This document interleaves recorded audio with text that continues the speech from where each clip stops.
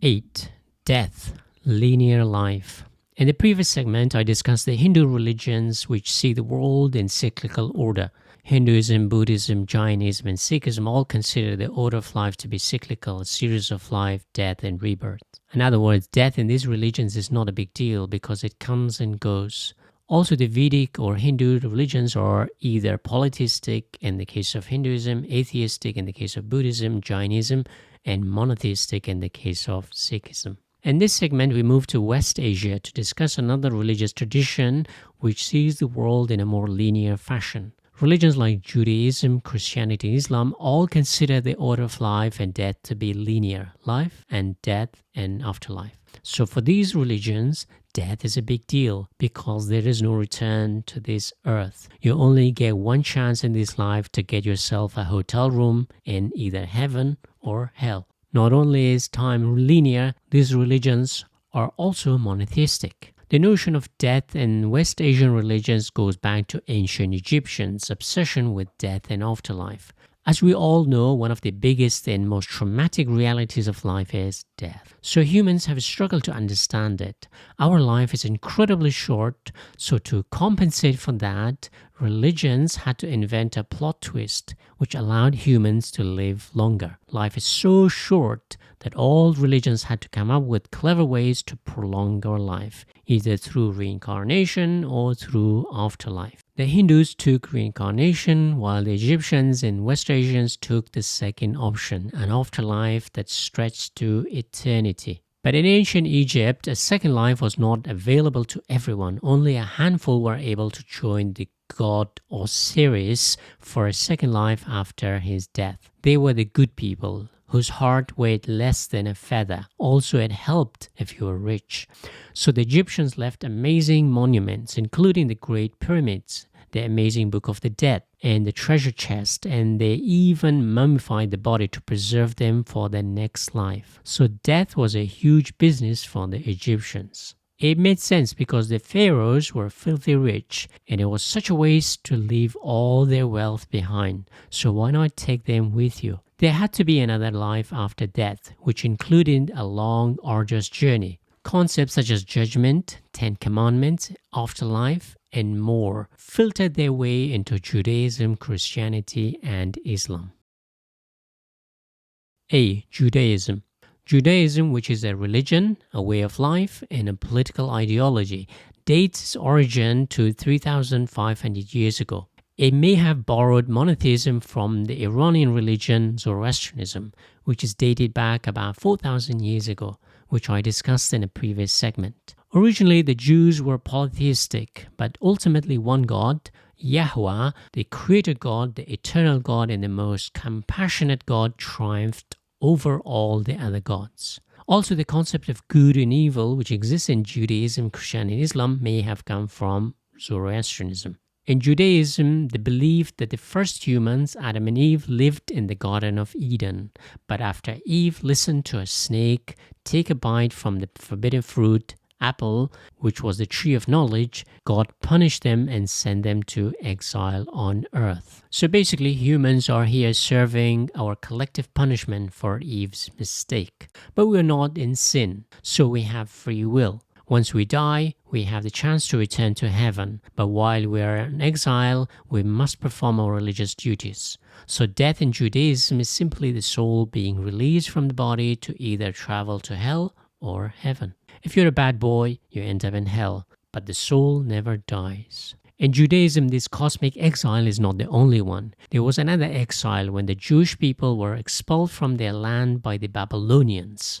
But God promised them a return to their land. God asked a man from the Mesopotamian city of Ur, named Abraham, whose name has given the title of the Abrahamic religions, to travel to the promised land, Canaan.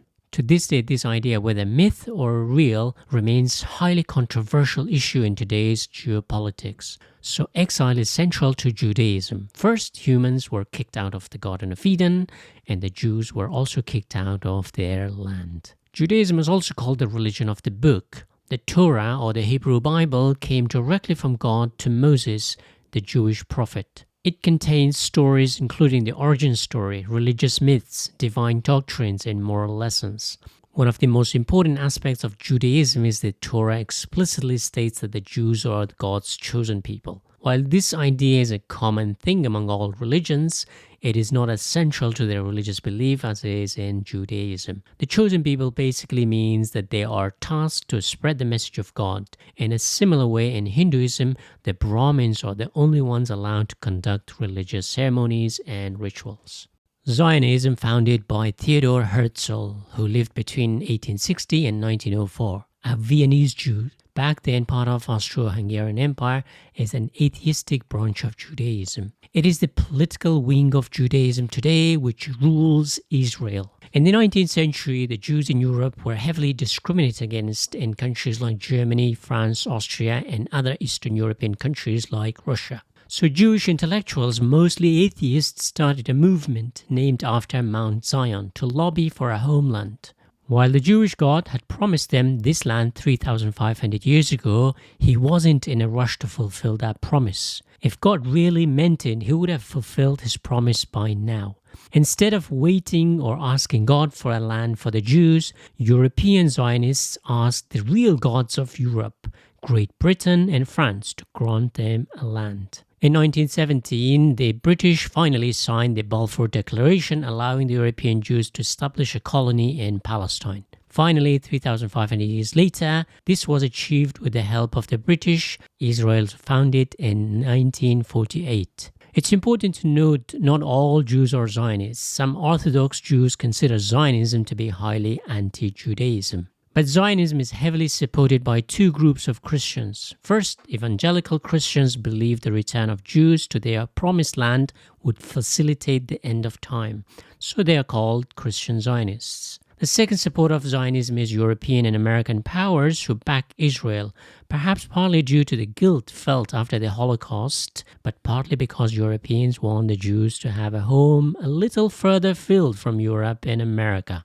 At least that was the intention of the British and the French a century ago. To grant Zionists a homeland in Palestine would mean they would be busy bickering with the Arabs and leave the Europeans and Americans alone. So Judaism adopted one God as their creator, who in return made them their chosen people. Judaism also sees time in a linear fashion. We are exiled on earth, and one day we return to heaven, and there is no coming back. From a religious perspective, the Jews cannot wait for the end of time so we can return home.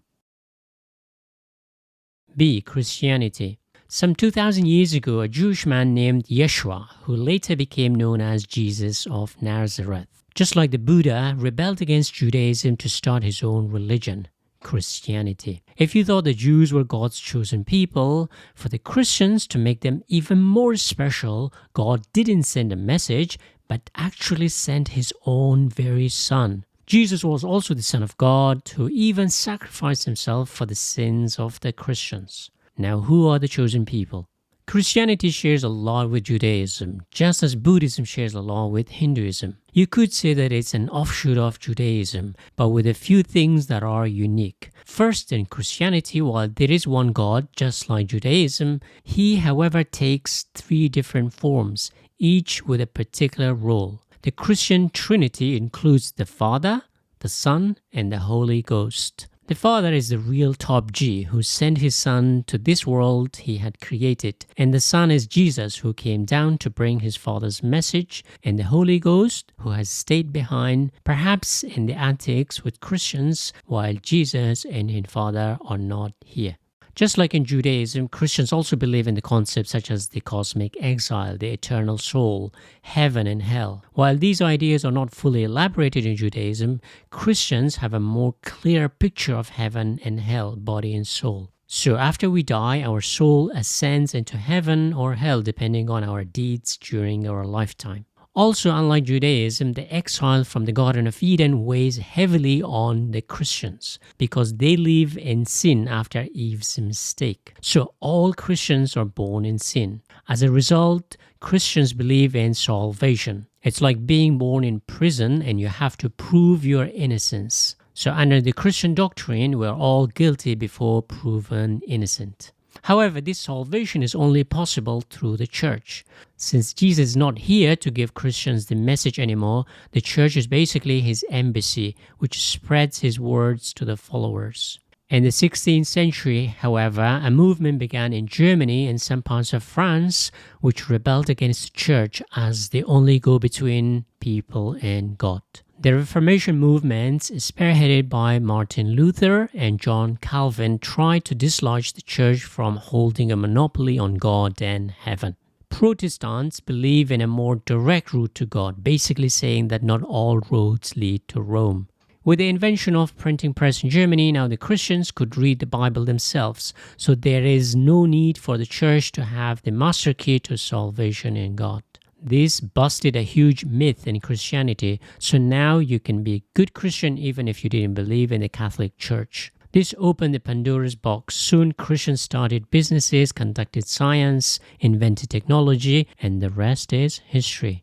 To make the marriage between Christianity and science official, the German philosopher Friedrich Schleiermacher, who lived between 1768 and 1834, concluded that the Bible and science are totally compatible. Science is based on rationality and answers the how question, while the Bible is based on experience and answers the why questions. But we need both how and why to survive in this world. So to sum up, Christians believe that God is one but takes three forms. Second, Christians believe Jesus is the Son of God. Another difference is food. Christians eat pretty much everything as they lived a bit far north, so nothing really spoils in the cold unlike the desert heat of the Middle East. But Jews don't eat pork and animals are slaughtered in a certain way, which are the same as our next religion.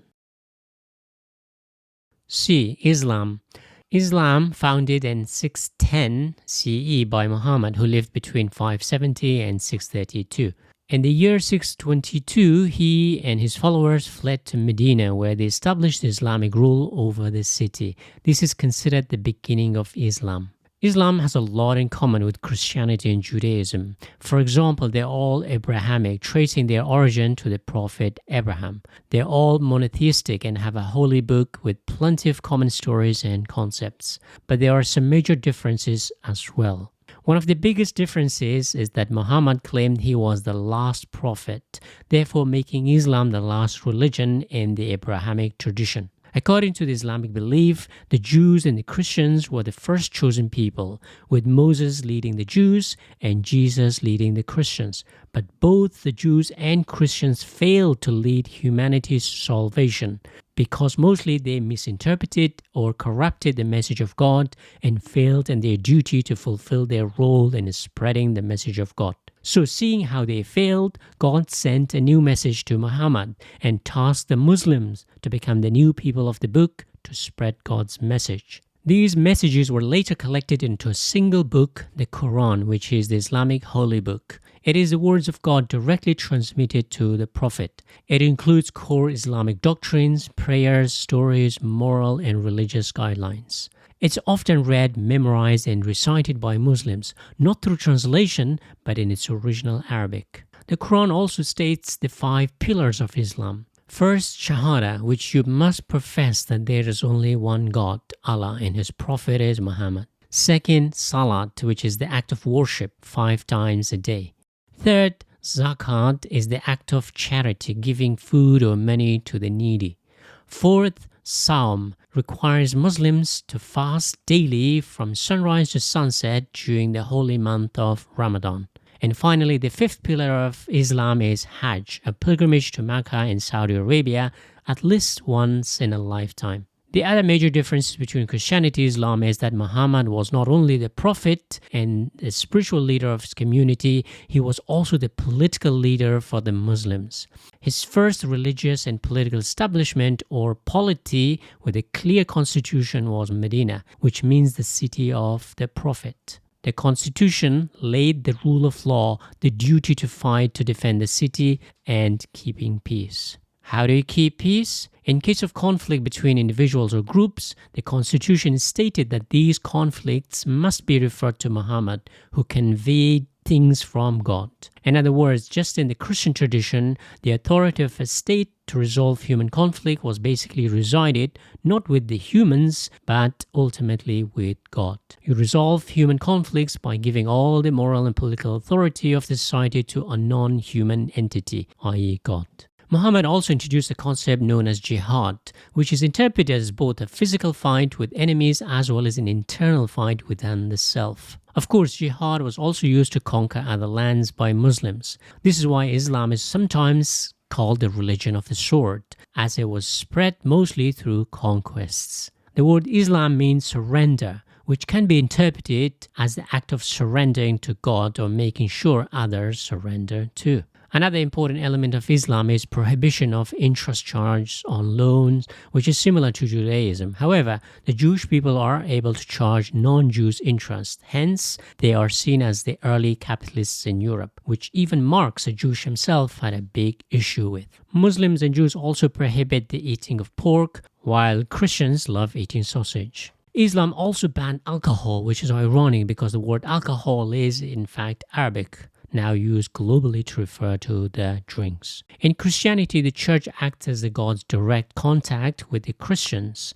In Islam, it is the imam who acts in the same capacity among Muslims. So imams are the chosen people to spread the message of God, answer questions, guard the Sharia law, a set of rules that govern Islamic society, and even act as the political leaders after the death of the Prophet. They also act as the guardians of the religion to make sure God's message remains intact. It is not corrupted, like it happened among the Jews and Christians, according to Muslims. In the 20th century, there was a revival in political Islam as European colonialism was coming to an end. First in Egypt, Sayyid Qutb argued that Islam should remove its colonial influence and return to the old Islam. During his travels to Europe, he concluded that colonialism had turned the Islamic world into the Dark Ages, so a new jihad or struggle was necessary to revive Islam. So to sum up, Judaism, Christianity, and Islam believe in a linear notion of time, since these West Asian religions see the world in a linear order. Death is a big deal. In the Indian traditions, life is cyclical. Death is just another event in a series of events. You get many chances. In Judaism, Christianity, and Islam, however, you only get one chance in this life. Once you die, there is no coming back. It's one-way street. This linear notion of time and life, combined with the idea of good versus evil, had a huge influence on modernity as well as colonialism, which spread throughout the world in the last few centuries. So in the next segment, I'll discuss modernity, how it has tried to replace old religions with its own modern shiny religions, all branched out of humanism.